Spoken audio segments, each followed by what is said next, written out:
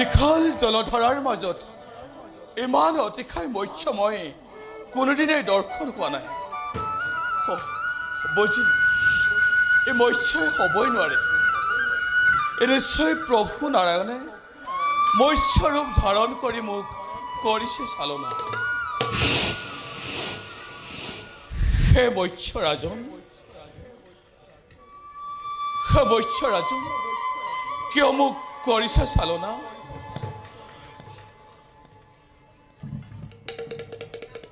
হে নাৰায়ণ,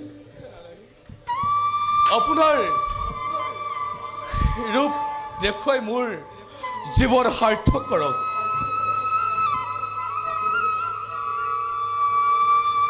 হে মৎস্য ৰাজন, আপুনি যদি প্ৰকৃততে কোনোবা দৈত্য তেন্তে মোক ভক্ষণ কৰক।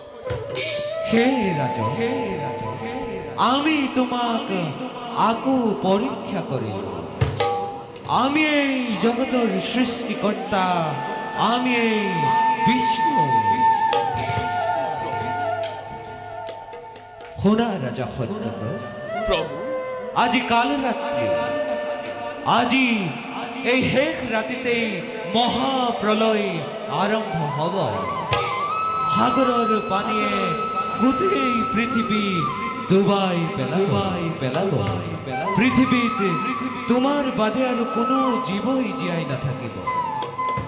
হয় দৈত্যক লক্ষ্যক স্বজন কৰি আমাৰ সৃষ্টি নষ্ট কৰিব বিচাৰিছে।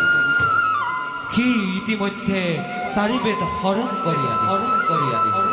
মহাপ্ৰলয়ৰ সময়ত সি পানীত ডুব মাৰি থাকিব। তাক তাৰ একে আকৃতিৰ পানীয়ে বধ কৰিব পাৰে।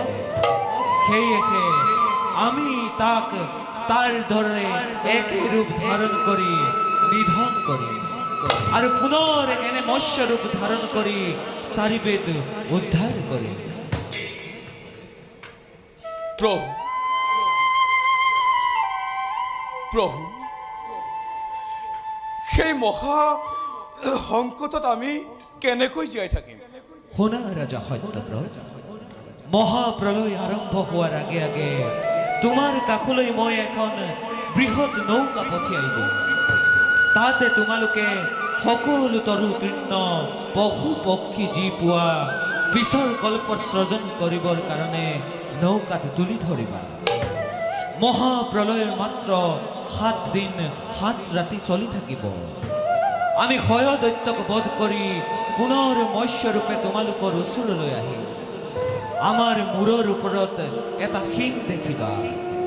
তেতিয়া তোমালোকৰ নৌকা বাসুকি আমাৰ শিঙৰ সৈতে মেৰাই ধৰিব। 7 দিনৰ পাছত পৃথিৱী শান্ত হ'ব।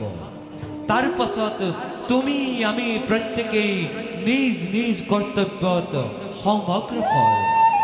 যোৱা ৰাজা, সংশয় নকৰিবা। বিপদক আমাক স্মৰণ কৰিবা, আমি উদ্ধাৰ কৰিম। বিপদক আমাক স্মৰণ কৰিবা, আমি উদ্ধাৰ কৰিম। বিপদত আমাক স্মৰণ কৰিবা, আমি উদ্ধাৰ কৰিম। ভাল প্ৰভু,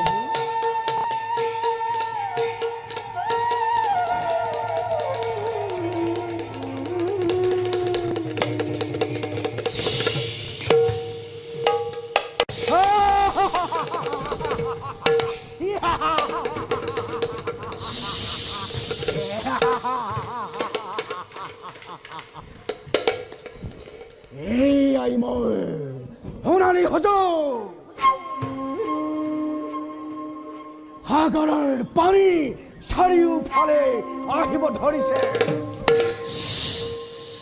যাওঁ মই এই বেধান্ত সাগৰৰ পানীত লুকুৱাই ৰাখগৈ।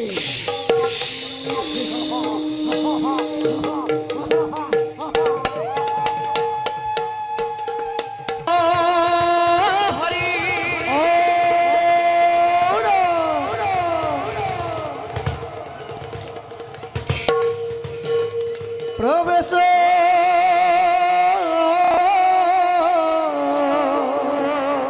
করো নারায়ণ হয়গ্রীব রূপেণ ঘর হেতু নানা রূপে অবতার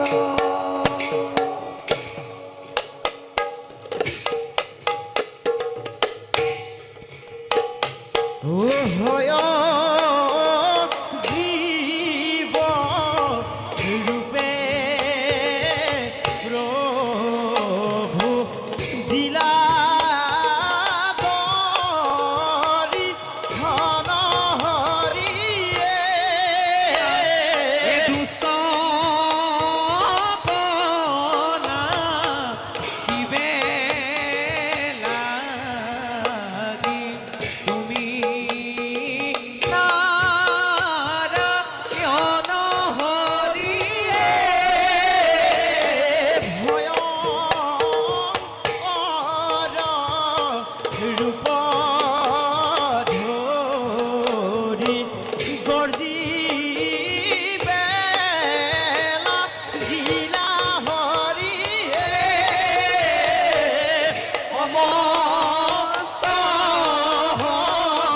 মাঝে ডাকি হরি হরি বুলা হরিয়ে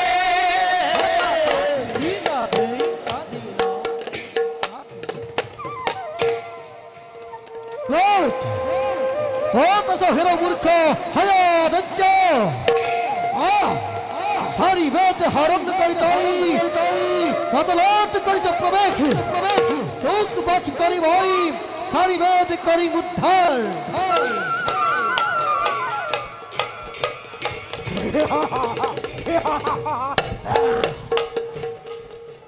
তাই এই কেউ বুঝা নয় মোর বলর বিক্রম দে দে যুদ্ধ দে না করবি পলম বেশ তবে হাইয়া হোক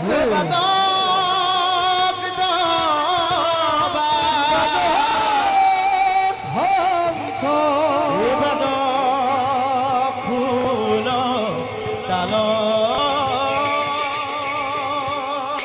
বাজ ফুল তাল দুয়ো বীরে যুদ্ধ করে অতি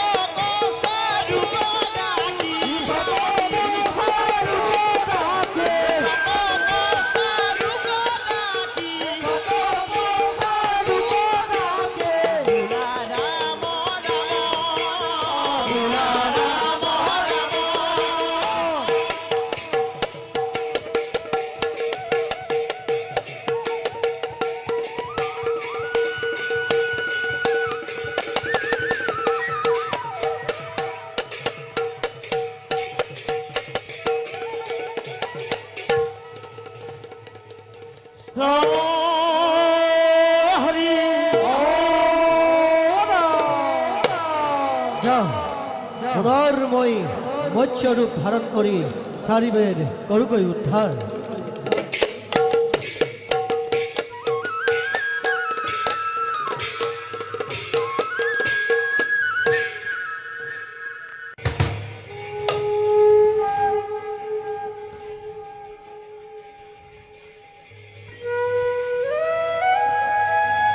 হে রাজা সত্যব্রত, প্রভু আমি বড় কষ্টর মাঝেরে সারিবেদ করিল উদ্ধার। প্রভু তুমি এই বেদ শাস্ত্র নিয়ে প্রজাপতি ব্রহ্মাক করিবা অর্ঘ। ভাল প্রভু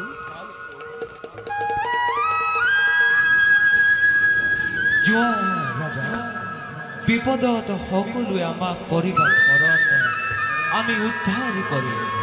বিপদত সকলোৱে আমাক কৰিবা স্মৰণ, আমি উদ্ধাৰ কৰিম। বিপদত সকলোৱে আমাক কৰিবা স্মৰণ, আমি উদ্ধাৰ কৰিম। হে নাৰায়ণ,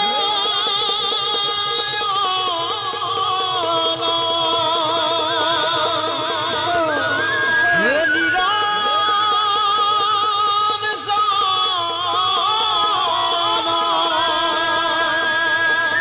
হে নিৰা